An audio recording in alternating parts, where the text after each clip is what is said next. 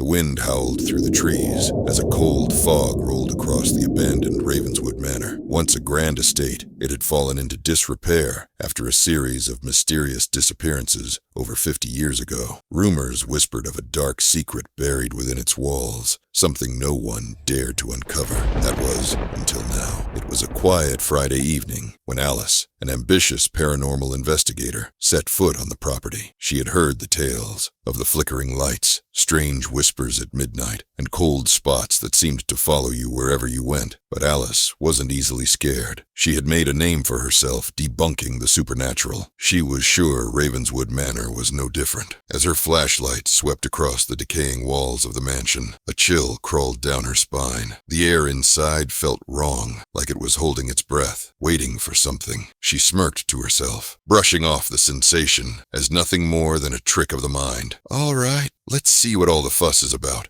Alice muttered, stepping further into the manor. The creaking of the floorboards echoed around her. The silence was thick, almost suffocating. She set up her cameras, microphones, and other equipment, then made her way toward the grand staircase. A large portrait of a stern-looking man hung at the top. His eyes seemed to follow her with an unsettling intensity. The first hour passed without incident, but as Alice started exploring the upper floor, the temperature began to drop dramatically. She pulled her jacket tighter around her shoulders and made her way into one of the bedrooms, where an old rocking chair sat in the corner, its wooden arms chipped and worn. That's when she heard it, a faint whisper, like a breeze through a cracked window, brushing against her ears. It wasn't in a language she could understand, but the tone was unmistakable. It was pleading. "Who's there?" Alice demanded, holding her flashlight out in front of her. Her heart pounded in her chest as she glanced nervously around the room. "Is someone trying to scare me?" There was no answer, just the slow creak of the rocking chair beginning to rock back and forth on its own. Alice backed away slowly, then turned to leave the room. But as she passed the doorway, the air grew impossibly cold, and the door slammed shut with a deafening bang, trapping her inside. The lights flickered and then went out completely. Panic surged through Alice's veins. Her breath came out in visible puffs as she fumbled for her flashlight. The beam cut through the darkness, revealing an old dresser against the far wall. But it was the mirror on the dresser that caught her attention. A figure stood behind her, pale, with hollow eyes and a mouth twisted into an unnatural grin. Alice spun around, but there was no one there. She felt a cold hand on her shoulder. Her heart skipped a beat as she spun back around. This time, the figure in the mirror was closer, its face just inches from hers. Alice screamed, dropping her flashlight, the beam of light hitting the floor and illuminating the figure's twisted form. It was then that the whispers grew louder, the voices, hundreds of them, all speaking at once, begging her to leave. They were trapped in the manor, just like the people who had disappeared over the years. Alice was frozen, her body frozen in terror. She tried to scream, but no sound came out. The figure reached out from the mirror, its bony fingers brushing against her skin, sending a wave of cold through her body. The door to the room flew open with a deafening crash, and Alice stumbled backward into the hallway, gasping for air. The hallway was now dark. The only sound was the pounding of her own heart in her ears. She ran. The manor seemed endless, its winding halls and staircases twisting and turning, always leading her deeper into its dark heart. The whispers followed her, growing louder, more insistent, until she felt as though they were inside her head. She reached the front door, but it wouldn't open. She pulled and pulled, her nails scraping against the wooden frame, and then, from behind her, she heard it, a slow, deliberate step. The figure from the mirror stood in the doorway, its grin now stretching impossibly wide. Alice knew then that she would never leave. She would join the others, trapped in the manor forever, whispers filling her ears until her mind finally shattered. And the worst part, the whispers never stopped.